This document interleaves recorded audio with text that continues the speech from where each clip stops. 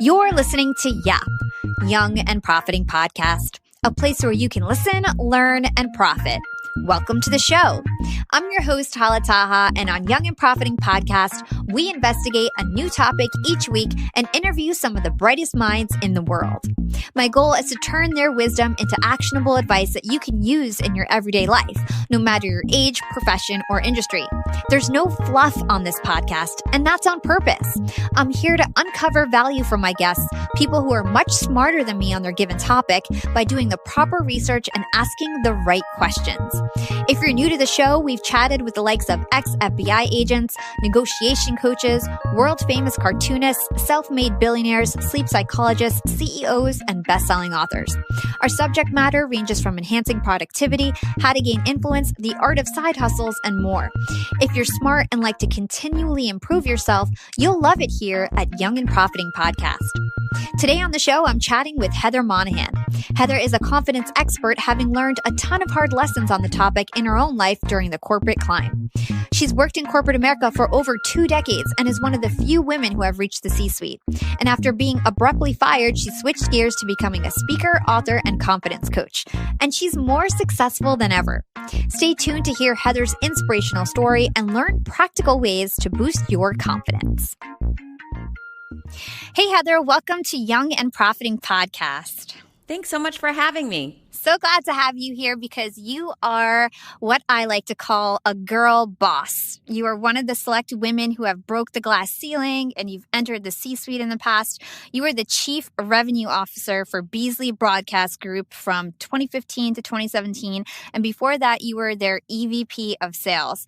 And from my understanding, you achieved extraordinary success in your 20s and you are completely self-made. You weren't really brought up with a silver spoon in your mouth.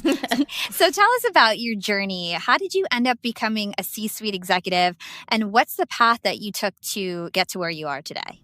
Yeah, I grew up poor and my mother was a single mom, 4 kids. She worked 3 jobs. She wasn't around much. So I started a paper route when I was 10.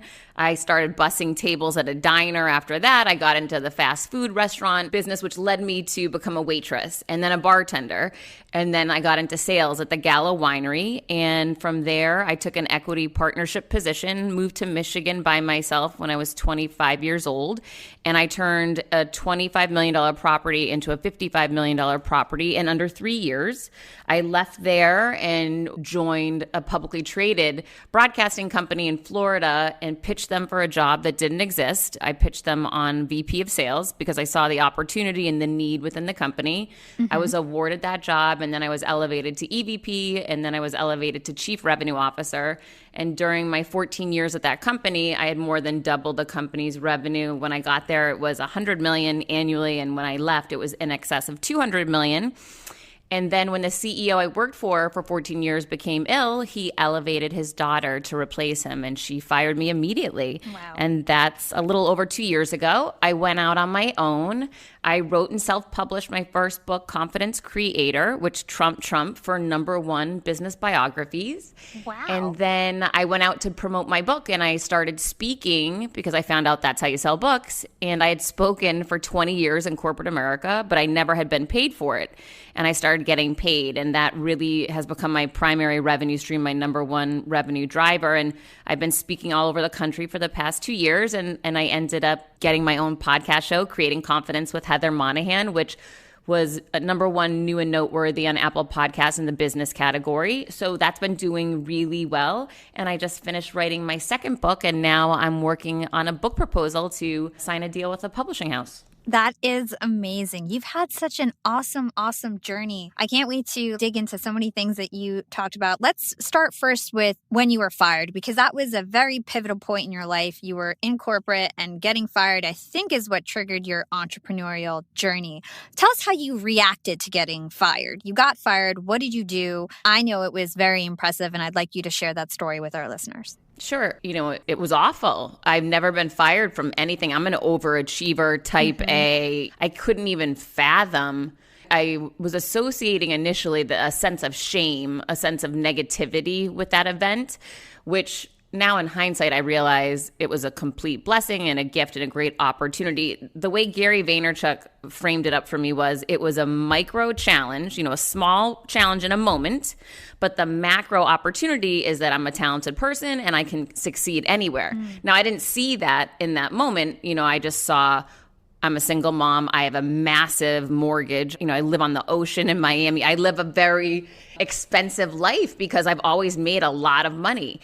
And I've never doubted that that wouldn't continue. But in that moment, that money just disappeared. And I didn't know, okay, how will I make money? Who's going to pay my bills? I'm a single mom. And I panicked and I went under a weighted blanket. I bombed a ton of Chardonnay. And then I think it was a day or 2 days later, I said, forget this. No one's even calling me. I'm going to go on social media and I'm going to post about it. And I had so many good friends call me and they said, you look like a loser. Take that post down. Have you lost your mind? And I said, no, I don't know. For me, I just feel like this is the right thing to do. And I'm not taking the post down. And the post went viral. And it basically said, after 14 years of continual advancement, success, and recognition, I have just been fired and it feels horrible. And if I've ever helped you in any way, I really need to hear from you today. And I received thousands of messages, not only of support and, saying, hey, I've been fired too. So I really felt I'm not alone. But then people offering, hey, if you want to meet so-and-so, do you want to come work at this company? A lot of business opportunities that arose. And one pivotal tweet that I got was from Froggy from the Elvis Duran Show. He tweeted at me, hey, Heather, love your stuff, love what you're doing. If I can help in any way, let me know. One thing I learned during this time is that you need to convert that opportunity in the moment. Don't wait and say, oh, in a week or two when I figure it out, I'll get back with you. Because here's what happens. People get busy and they move on. And that was a really important thing that I learned. I tweeted right back at him, thanks so much for the offer. Yes, I would like to be a guest on the Elvis Duran Show. And when you come right back at someone with an ask and you're direct, they're probably going to deliver. And he did. He got me on the Elvis Duran Show. And halfway through that interview, Elvis said to me, well, obviously you're writing a book. And I said, well, obviously, but I really wasn't. But that was the catalyst that got me to write my book. Wow, that's so amazing. It's so awesome that you put yourself out there and that even though other people told you to take that down, told you that it was shameful that you got fired, you just did it anyway and something positive came out of that. It's always really good in general, I think, to be transparent on social media because that's what people connect with. People connect with pain and people that are real about things that go on in their lives. Absolutely. So let's talk about bullies because you've dealt with a lot of bullies during your corporate journey. Tell us a story about someone who gave you a hard time and any of the lessons that you learned in terms of what works and what doesn't work well when dealing with bullies at work. Oh my gosh. So my whole TEDx talk is about the woman that bullied me in corporate America. I'm super proud of it. If you haven't seen it yet, go to YouTube and type in Heather Monahan. It's the first thing that will pop up. It's 10 minutes and it's so good. And first of all, this isn't the first time I was bullied. I actually was bullied by another woman at work in my early 20s who would just say horrible things about me because of how I looked. She told me I shouldn't wear my hair down. I shouldn't wear skirts. I shouldn't wear dresses. She was just horrible to me. Back then, I took it. I sort of just turned the other cheek. And actually, when I was older in corporate America and I was the chief revenue officer, it was the CFO that was bullying me. And the one leg up she had on me is that she was the daughter of the CEO. So I feel that she probably felt she could get away with whatever she wanted, since she was a relative. And so I recognized that. And so I would turn a blind eye to it. I tried to look away and ignore it. But over time, it really chipped away at my confidence. And until I made the decision to say, listen, dimming my light's not making her light brighter. It's making the situation worse. She was being more awful to me. The demand she would put on me, she would ignore me in meetings. She would not follow up with me. She wouldn't respond to my emails. It made it impossible for me to get my job done. So I finally, after another time driving home from Naples, Florida, a 3-hour car ride, crying, saying I can't let myself be treated like this anymore. I'm so frustrated, calling the president of the company, complaining about it, and him saying, oh, you just know how she is. Just ignore her. You're better than that. That's all BS when people tell you that because they don't want to deal with the real issue and they don't want to deal with the toxic environment. So finally, I had to decide I'm going to do something different. And I'll never forget the next meeting I knew that I'd be in with her. She was actually interim CEO at this point because her dad was really sick. And so she couldn't fire me yet because she wasn't the CEO, but she somewhat had the title. And she was feeling real good about herself. And I decided tomorrow morning I'm getting up extra early. I'm going to wear my rocking red dress that is fire.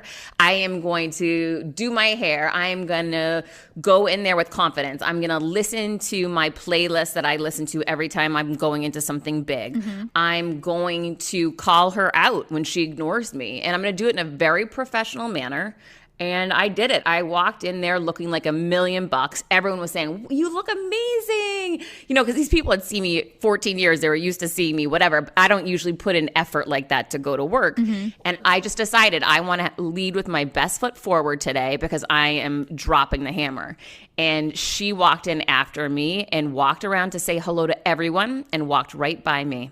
And I raised my hand and I said, good morning. It's so great to see you. I think you missed me. Hi. And I made it known that I'm not going to allow you to ignore me anymore. And a couple of people started laughing because everyone knew she hated me. And, you know, that wasn't a newsflash. But the fact that I wasn't going to allow it to go on anymore caught attention. And in that moment, things shifted. I ran that meeting. I just stepped into my power. I was so done with her treating me like crap. And I mean, she ultimately fired me shortly thereafter. But like I said, I'm grateful to have fired that villain from my life because since the day she's been removed from my life, I've literally taken off. And I can't believe how being around a negative person not only wears you down and chips away your confidence, but it blocks you from opportunity. And I've seen that firsthand in my life. Yeah. And so I listened to your book and I know that you're an advocate for standing up for yourself and basically, I think you call it like dumping water on your villain or something along those lines. And you have a great story of a Rottweiler and a lesson that you learned of how to deal with any stray dogs that try to attack you. And I think this really could set the lesson in for my listeners, if you could share that. Yeah. Okay. So you brought up two different stories. Okay. One is from the book, which is that was the woman when I was younger. She bullied me when I was back at the Gala winery. She would always comment on how I shouldn't look like this. I shouldn't dress like this, constantly putting me down and attacking me. And what I talked about was throwing water on the evil witch. So that was the analogy of, you know, the wicked witch of the East that you throw water on her and she dissipates. So that was that example. But the Rottweiler story, I actually utilize that in my TED Talk and in my book. True story, when I was dating a police officer in my 20s and I would run alone every day. I'm been a big runner my whole life until I threw out my back. But he would say to me, you know, listen, you need to be smart. You're out alone all the time. One of these days, you're going to have a dog come for you. And you need to know you can't outrun a dog, Heather. And I understood. I said, so what do I do? And this is a police officer. He's seen this stuff. You know, I trusted his expertise. He said, you run at the dog.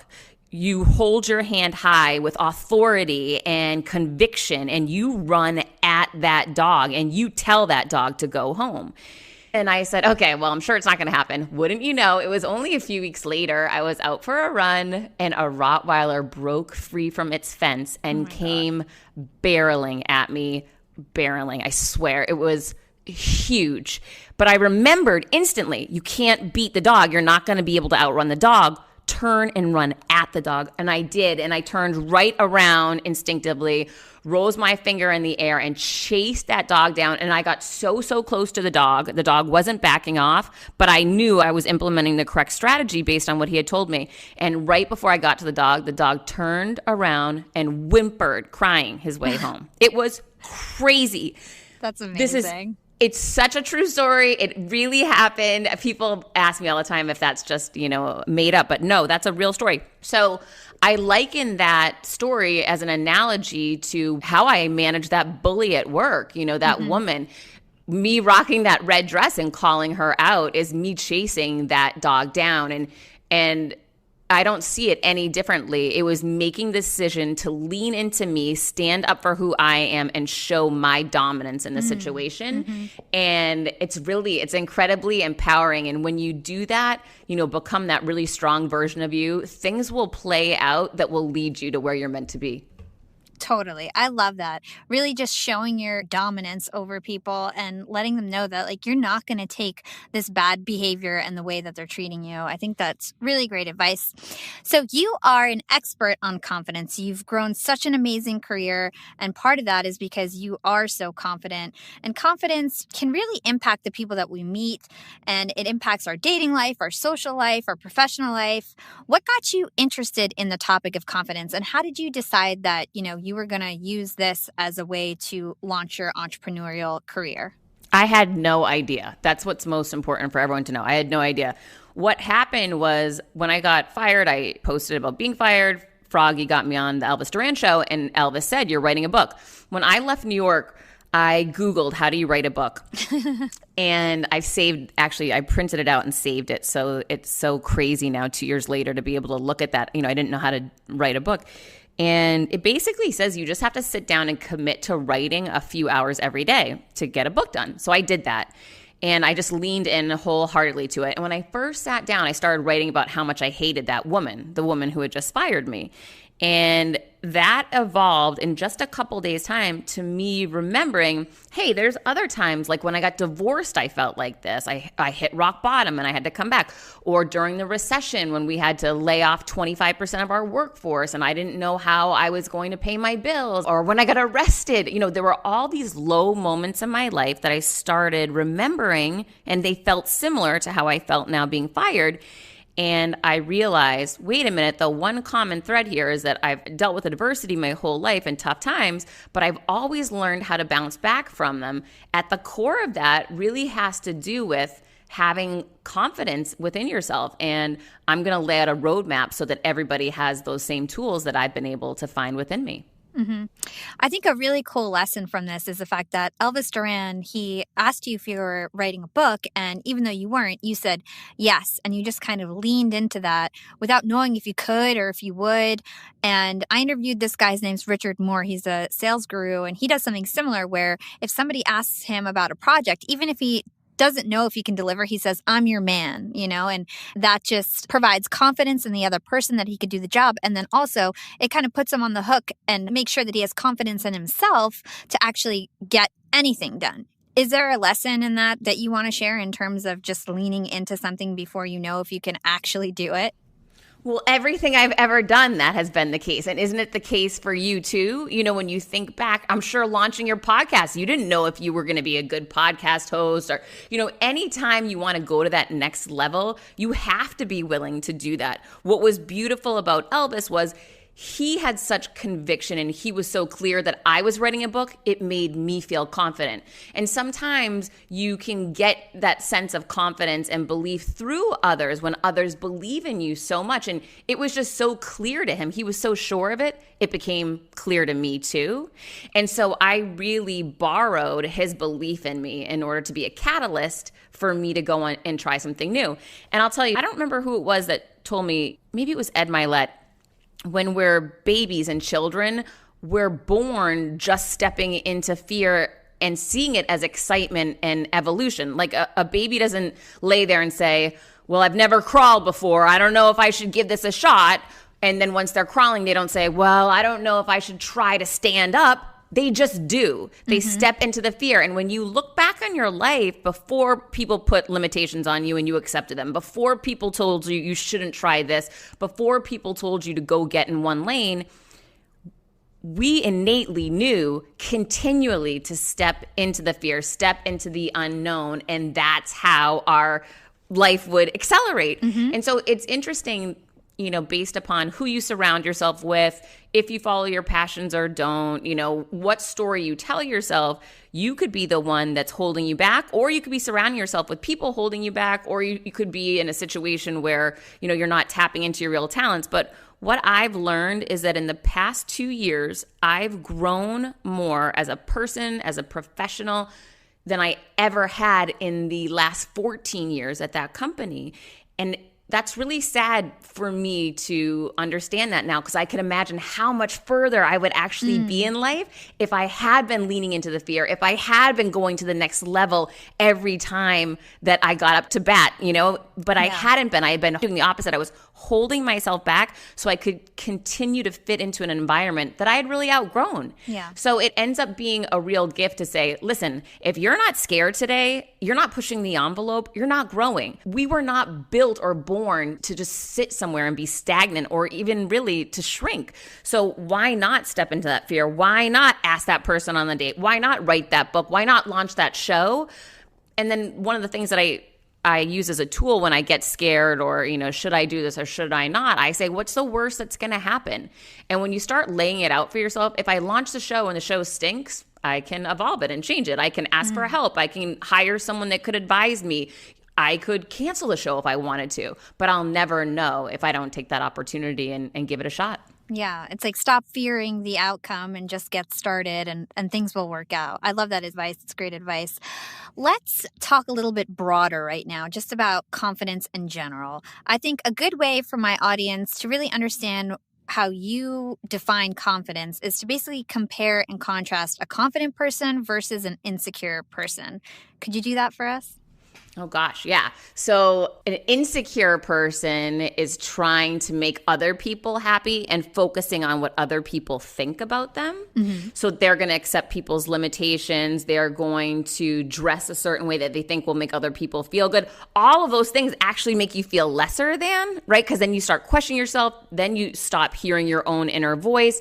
It's just heart-wrenching. And we all know somebody like that. And, that person just keeps circling around the bottom of the drain. They don't understand why they can't change their life. They keep asking questions that can't be solved. And it's so obvious to those outside of that person what's happening. A confident person, conversely, listens only to their own voice. You might have conversations with others and hear people out and appreciate their opinions. But at the end of the day, you go back into your own self and say, what is my answer? Okay, I understand that those people are telling me I shouldn't, launch my personal brand, which I did 4 years ago because I could be in jeopardy of losing my corporate position.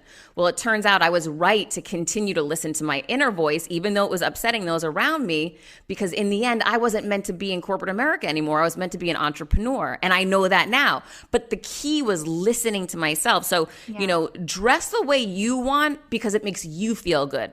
Then you'll stand taller. Then you'll feel more confident. Listen to your advice and opinion over everyone else, because that's the one that matters. And that is what will steer you to where you're meant to be.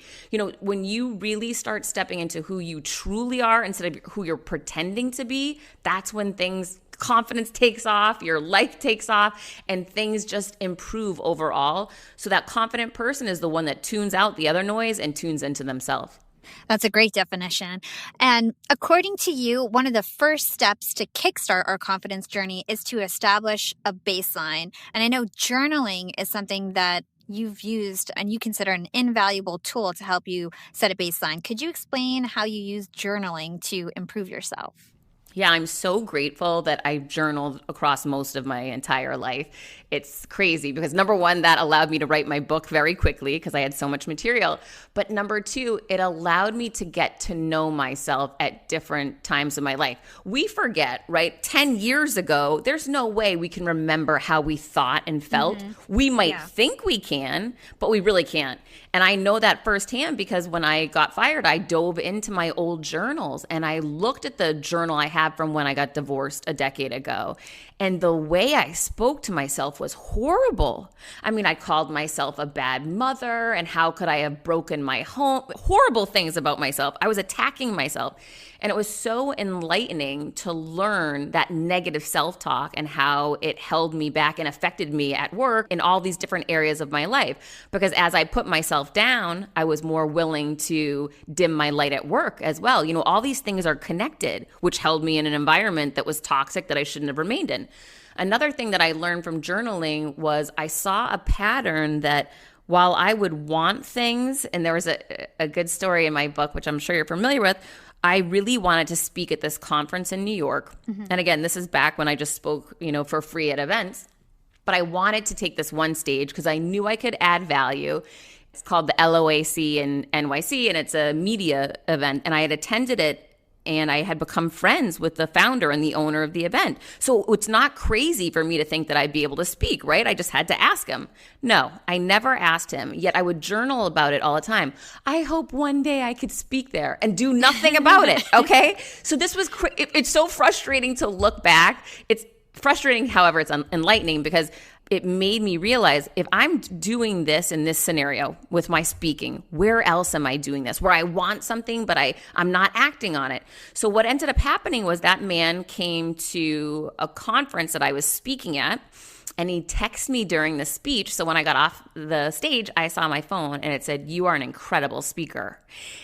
And that was the man that I wanted to speak for, right? So in that moment, I ran back to my hotel room and I prepared a formal email and I asked if I could speak at his event. And I don't think he said yes for that year's event, but he put me on for the next event. So I ended up getting what I asked for, maybe not immediately, but all he needed to hear was that I wanted to do it. So I wondered, oh my gosh, if I had asked this guy 5 years ago when I felt this the first time, I could have spoken at 5 of these events. And where would that have led me, right? So I started looking back and saying, if I'm doing it with speaking, how else is this issue showing up for me? And how is it holding me back? And it really allowed me to observe so many different areas of my life where I wouldn't ask for what I really wanted. So that's a huge lesson for everybody listening out there. Don't just wait to ask for help, and don't wait to ask for help only when you know they're going to say yes, right? You want to ask for help when you don't know if they're going to say yes or no. You want to take that risk. And it's not even just help. It's for whatever you want. I wanted to speak on that stage. I didn't need his help. I just needed him to say, yes, you can have the opportunity. I wasn't even asking him to pay me. Yep. I just wanted the green light, right? So whatever it is that you want, I remember for some reason, thankfully, when I went to that media company to work for them, I saw the opportunity for a VP of sales. I saw the company didn't have one. I mentioned to someone on my team, wow, there's no VP of sales here. I got to pitch myself for that job that doesn't exist yet. And the guy said, oh, I've been here so much longer than you. They've heard pitches from everyone. They're not going to do it. And I said, really? Well, I haven't pitched it yet. I'll get it done. And for whatever reason, in that situation, I felt confident enough to go for it. I asked and ultimately got the green light when other people hadn't gotten it. So, it's about figuring out, wait a minute, why am I not asking if I really see this opportunity, if I want this? What's holding me back from it? What's the worst that can happen? I'm told no. I pivot and redirect. I ask a different way. I ask a different person, whatever it is. But I've just learned over time, number one, put out to the universe what it is that you want first and foremost, and then find a way to go get it. Yeah. And it's really hard for people to hear no. I hear that a lot from my listeners, and, people take rejection so personally. Do you have any tips to kind of get yourself back up on the horse after you've been rejected? Oh my gosh, I have a million tips for that. So sales is all about a numbers game. If you got another no, that means you're getting one step closer to a yes. So there's so many different things that can go on when you get a no. You could be asking the wrong person, right? You can't take a no from someone who isn't able to give you a yes. And that's really important to understand. And I'll go back to that VP of sales. I was asking the president of the company for a month. I was pitching him my idea for VP of sales. He kept saying no. What I ended up finding out was he was not the ultimate decision maker. His dad was. And his dad didn't even know I was asking. So do you see how that no came across as a no to me, but it really wasn't a no because that person wasn't able to say yes to me. He had to call his dad to get approval and permission. And his father said yes as soon as he heard the idea. So be sure you're dealing with the ultimate decision maker, number one. Yep. Put yourself in that other person's shoes. What are they afraid of? Why would they say no? What would the holdbacks be? What is their fear? What are their limitations? And the more you can relate to them and understand what could be holding them back, the easier you can handle and overcome those objections. Make it about that other person. When I pitched the president of the company, I talked about how it was going to make him look great, how it was going to make his job so much easier, how his revenues were going to be larger than they ever had been, how his growth was going to be massive, and how he'd be featured in the Wall Street Journal for all the success he was creating. I made it all about him. And the more you make things about the other person, how it's going to benefit them, the more you make it attractive to them and make it their idea. People like to feel that they're in control, feel that it's their idea, and feel that they're not threatened by the other person.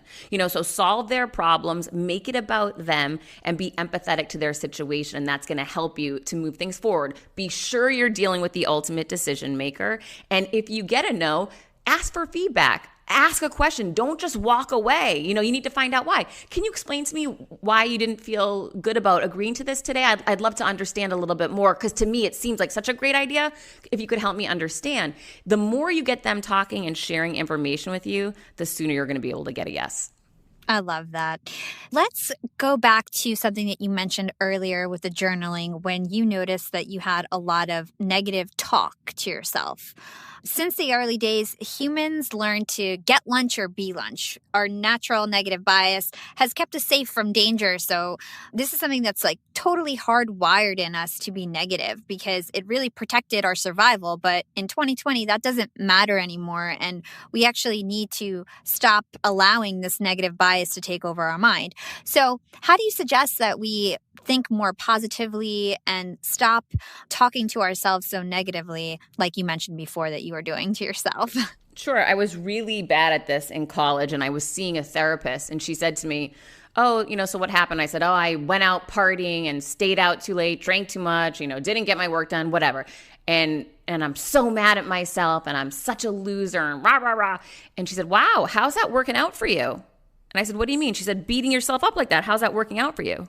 And I started laughing. I said, well, obviously not very well, because I'm sitting here in a shrink's office right now. And that was sort of an epiphany moment for me, that now anytime, last night I ate my son's nacho chips, and after I thought, oh, why did I just do that? I'm going to be an FB, which is a code for fat bastard. And I start getting negative. I say, oh, wait a minute, how's that working out for me? I just keep asking myself that question that psychiatrist asked me that day. How's that working out for you? Okay, wait a minute. If I beat myself up, I'm going to wake up the next day feeling badly. I'm going to go do something negative again. I can change that right now. I'm in charge.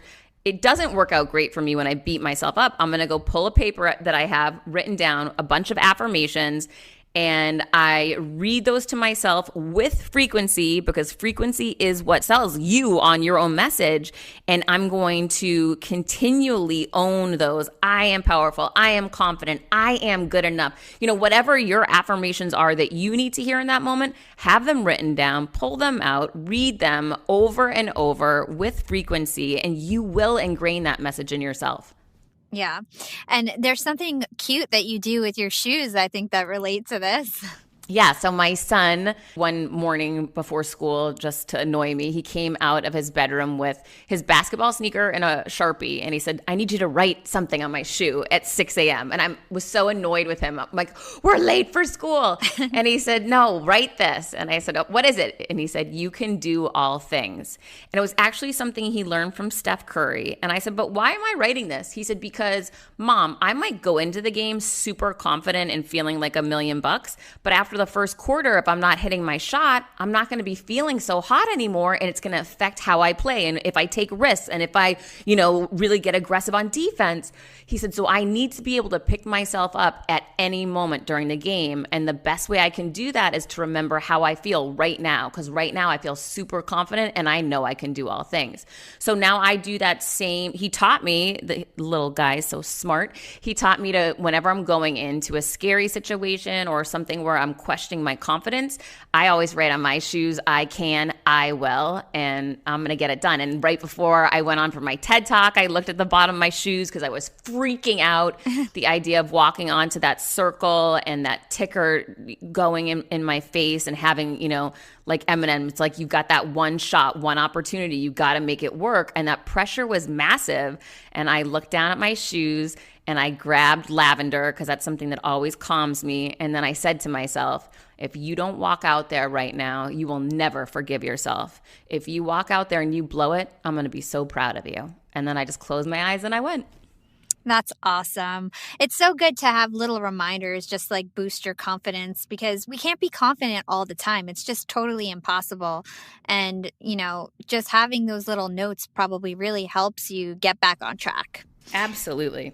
Let's talk about people and confidence. People have a lot to do with how we feel, and it's really twofold. So we have accountability partners, which can help support us in our journey of confidence. But then we also have people that we might need to remove from our lives. Can you talk about how we need to kind of shape the people around us to ensure that we can be confident as often as possible?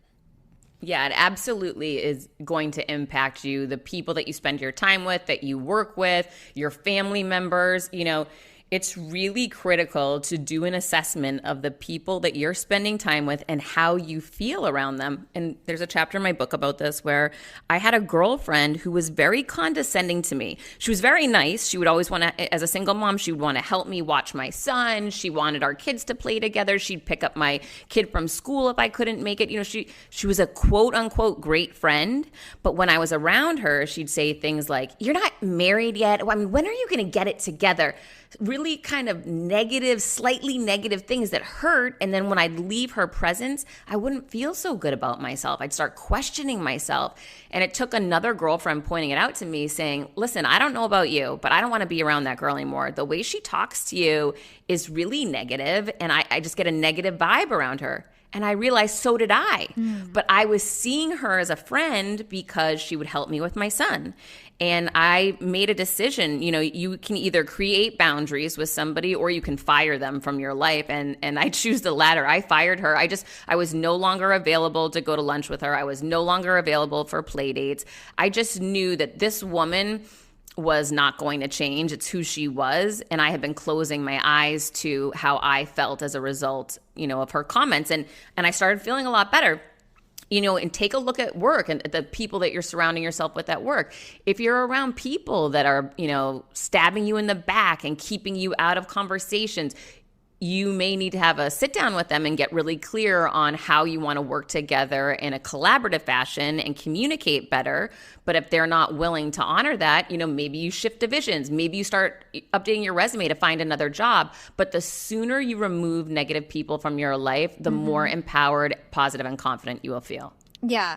And honestly, these could be your childhood friends. I personally had a girl who I'm still good friends with, but I've distanced myself because I just felt like she didn't believe in me. And it's a red flag when, for instance, you start a podcast and your best friend won't listen to one episode. You know what I mean? So, oh my God, that's awful. I know. And then I realized maybe that's not my best friend. So how about self-care? There's two parts to self-care, our external and our internal. Can you talk about how self-care is really important when it comes to exuding confidence? Yeah, for me, working out is my top priority for me. It's so important. And when I don't do it, I don't feel great inside, outside, my energy's low. Just, when I don't make myself that priority. And I'll never forget when I first got divorced, I used to think, oh, I can't hire a sitter to go to the gym. That's so selfish. And for a while, I acted like that. And I realized I was negative. I was, not in a great mood when I was with my son at night because I was angry I wasn't going to the gym. So finally I said, forget this. I'm hiring a sitter. I'm going to the gym.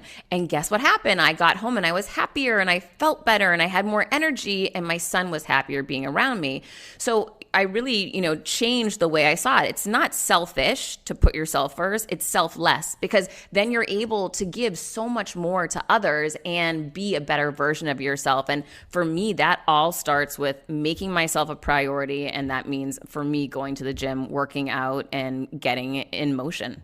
How about looking the part? How can we look confident? I know that you are a proponent of doing your hair, getting dressed up. Is it different for men and women when it comes to looking the part?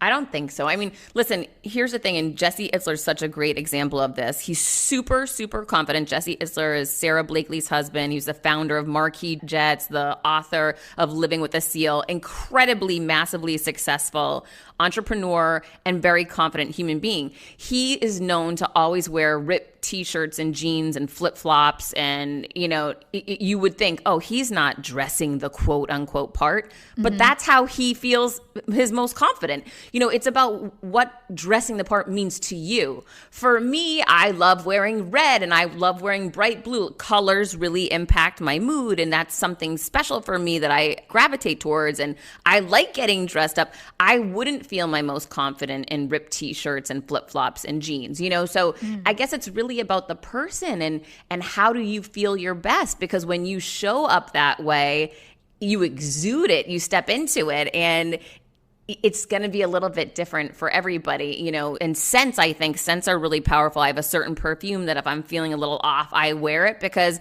I do that anytime I feel nervous. And so it begins to ingrain this habit in me that when I smell that scent, I know, okay, we're about to go to the next level. Let's get this going. And, when I step into getting my hair done and, investing in me in that outwardly way, getting a new outfit, getting a new dress. I did that for my TED Talk. I shopped so many different dresses to find the right one, but that makes me feel really excited and good. And when I get dressed that day, I say, wow, I love this dress. I'm so excited for it. But not, and again, I just use Jesse as this example. He's not that way. That doesn't mean anything to him. He doesn't care if he wears the same t-shirt 17, different events. It's not going to affect him. So it's more about you and what resonates for you. A lot of people talk about posture and how you stand affecting your confidence. And, I don't even know it anymore, but I see footage of me speaking and I stand incredibly straight. My posture, I nail it.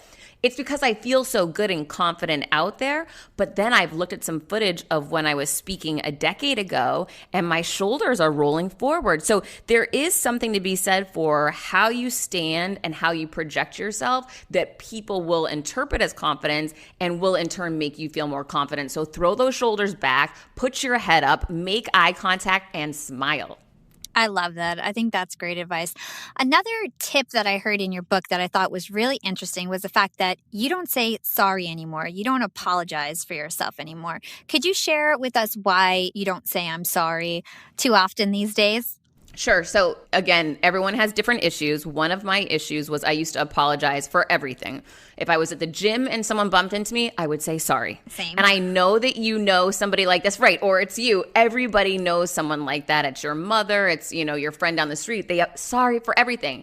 That is literally putting yourself beneath everybody and blaming yourself. It wasn't my fault that guy bumped into me at the gym. Why would I be accepting blame and apologizing? So I made a small pivot and I started saying, excuse me, which was empowering and positive. I was equal to that person. And then I took it a step further and I started thanking people. So if I was late for a meeting, I would thank everyone for their patience. I didn't make it about myself. I made it about the other person and a way to be grateful towards them. And that was a really strong shift for me. However, this is so funny. As I mentioned to you, I just interviewed Chris Voss. He talks about using the power of apologizing to calm someone down. He believes in apologizing. And again, everyone has different issues. So if you don't have an issue apologizing all the time, you can use Chris's strategy, which when he sees someone very angry and almost hostile, he walks up to them and says, I'm sorry. Hi, I'm Chris. And that sorry he feels really jars them in the moment and will get them to take a breath and step out of their situation. So everyone does not have the same issues. Obviously, Chris doesn't have an issue apologizing for everything, but I did. Yeah. So for me, that was the right pivot, was to stop apologizing all the time. And in fact, when he explained that strategy to break, a tense environment, I don't think I'd even take it on because I wouldn't want to head down that slippery slope to start apologizing again. Yeah. And I think it depends on the situation. Women, and I myself, I say sorry all the time. I was just in the coffee room before. I was getting a tea and somebody came up behind me and I said, oh, sorry. Even because I was pouring first when I was there first. It's just silly. And I think that you are totally correct. When we say I'm sorry for no reason, it just puts us in a more negative place. It puts us down one level, and instead of saying I'm sorry, like you said, say excuse me. You can say thank you instead, or just anything that's going to put you in a more positive place rather than I'm sorry, which is just, I think, puts you in a negative vibration, in my opinion. Absolutely. Okay, last question before we start to close out. What's your opinion on manifestation? So you're confident, you believe in yourself. Do you do any visualization or manifestation in conjunction with being confident and believing in yourself? Oh my gosh. I interviewed Sarah Blakely, the CEO of Spanx, and she attributes her idea of coming up with Spanx completely to manifesting it. And once I heard that, I went all in on manifesting. I watched the movie The Secret. I met with John Assaraf from The Secret, and he attributes all of his success to manifesting. So there is something to this. And I used to think of that as like woo-woo, hippies talk, and I didn't understand it. But once you start seeing very credible, successful people attributing their success to manifesting, there is a power to it. And it's so funny. I got Facebook serves us up, different images from 7 years ago today. And today it served up an image of my son and I at a Justin Bieber concert doing a meet and greet when my son was probably 4 or 5 years old. Fast forward, when my son was 9 years old, we ended up sitting in a restaurant right next to Justin Bieber. And I started thinking to myself, oh my gosh, what are the chances of that happening, right? Were we manifesting those things that he wanted to meet him? And that it's just so interesting to me, the power of our thoughts and how our thoughts impact ourselves and the world. And putting things out there, I go all in on, and that is essentially manifesting, that this second book I'm going to get a publishing deal on it this year. And, I talk about these things all the time. I also have 4 sheets of paper where I write down all of the very specific things I'm manifesting. And I actually have a picture of a home that I'm going to buy that is on that table, as well as a picture of my bank account and the amount of money that's going to be in it. So I go all in on manifesting, and people do it differently. Some people do vision boards. Some people have images of things. Some people just use words. But I truly and wholeheartedly believe that which you put out there, you begin to believe, you begin to attract, and you'll start seeing these things happen in your life, and it will give you that proof that you're looking for. But it's definitely worked for me. Yeah, I totally agree. I love to manifest. And I think that even if, the law of attraction isn't necessarily real or anything like that, I think the extreme focus and clarity that you have, like when you actually write something down or you have a picture of something, it's just like a goal that's so clear. And I think the problem that people have is that they're actually not very clear on their goals. And I think that manifestation helps you just be clear. And then I also think that the universe works in wonderful ways. Absolutely. Yeah. So the last question I ask all my listeners is, what is your secret to profiting in life? It doesn't have to be money. In terms of profiting, it could be anything. What is my secret to profiting in life? Well, I'm going to look at it from a revenue perspective because that's what pops into my mind first. So, profiting in and around business, to me, it's really critical to have multiple revenue streams. So one of the things that when I was fired, the first thing I thought about was, if I go to work for myself, what product or service am I going to sell? And the first product I came out with was my book, Confidence Creator. And then once that product was available and out, I had a revenue stream. How can I accelerate that revenue stream? I started speaking to sell more books, right? And as I did that, I found out speaking is a business, and I started a secondary revenue stream there, which was my speaking revenue stream. So now I had book sales, then I had the speaker stream. Then I was out promoting myself, my speaking, and my books, and I found out going as a guest on podcasts is a great way to sell product. So I went and did the Lady Gang show in LA, and that show went to number 20 on the iTunes chart. I took a screenshot of that and I sent it to the founder of Podcast One. He responded to my email. I asked if I could come in to meet him and thank him face to face for the opportunity to go on his show. Within 5 minutes in that meeting, he said, "You need your own show." So I created another revenue stream there with my podcast. So I'm constantly looking at different ways to evolve my business model, innovate it, and grow it, instead of just looking at what I did in corporate America, which is I had one revenue stream. It was my job that I went to work. I was on a salary. And if I achieved certain goals, I would get a bonus. But when that went away, everything was gone. What I'm building now is a multi-tiered model where if my book sales stop tomorrow or people just don't buy books anymore, I'm still okay because I have multiple revenue streams. That makes a lot of sense. It's a really smart strategy. I totally agree. It's too risky these days to just have, one stream of income. And where can our listeners go to learn everything about you and what you do?